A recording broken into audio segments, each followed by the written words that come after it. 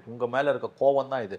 இது வந்து 5 ஆண்டுகளுக்கு ஒரு முறை வந்து போகிற சைக்கிளிக்கில் வரக்கூடிய தோல்வி. அடுத்த தடவை நம்ம ஜெயிச்சிடணும்னு திமுக நினைக்கவே வேணாம். இப்படி நினச்சி தான் அண்ணா திமுக கோட்டை விட்டு நிற்கிறாங்க 21ல். இது வேற ஏதோ நடந்துக்கிட்டு இருக்குது தமிழ்நாட்டில். இப்போ திருந்தலை இந்த 2 கட்சிகள்னா அடுத்த தேர்தலில் இதை விட மோசமாக மக்கள் மன்றத்திலேருந்து தூக்கி எறியப்படுவார்கள்.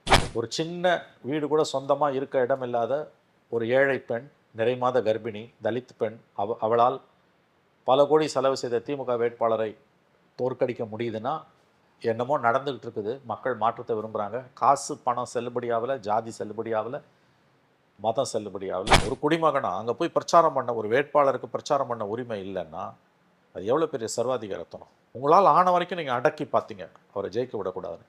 இன்றைக்கி அவர் ஜெயிச்சிட்டாரு. இப்போ சிஎம் ஆகிடாமல் இருக்கிறதுக்கு எல்லா வேலைகளையும் நீங்கள் பார்த்துக்கிட்டு இருக்கீங்க. அவ்வளோதான். நீங்கள் விஜயை எவ்வளோ வேணால் விமர்சனம் பண்ணியிருந்திருக்கலாம். ஆனால் விஜயை ஆதரிக்கிறவங்களை என்னைக்கு தற்கூறின்னு திமுக பேச ஆரம்பிச்சதோ அன்றைக்கே திமுகவோட முடிவுரை எழுதப்பட ஆரம்பிச்சு. நீயே ஒரு சினிமாக்காரனாக இருந்துட்டு இதை பேசுகிற. சினிமாக்காரன்றது ஒன்றும் கெட்ட தொழில் கிடையாது. சினிமாக்காரன்றதுக்காக ஓட்டு போடலை, அதை புரிஞ்சுக்கோ. நீ யாரை தூக்கி பிடிக்கிறியோ அவங்க யோகியதை லட்சணத்தை பற்றி விமர்சனம் பண்ணுறதுக்கு உனக்கு துப்பு இல்லை, தகுதி இல்லை, தைரியம் இல்லை. தேனும் பாலுமா ஓடுது.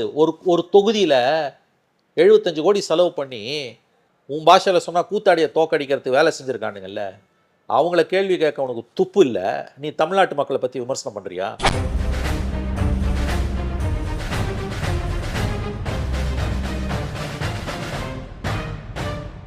ரெட்ரோலுக்ஸ் நெஞ்சங்களுக்கு வணக்கம். நான் கார்த்திக். இன்றைய பொலிட்டிக்கல் பல்ஸ் நிகழ்ச்சியில் நம்முடைய இணைந்திருப்பவர் மூத்த பத்திரிகையாளர் திரு மணி அவர்கள். வணக்கம் சார். வணக்கம்.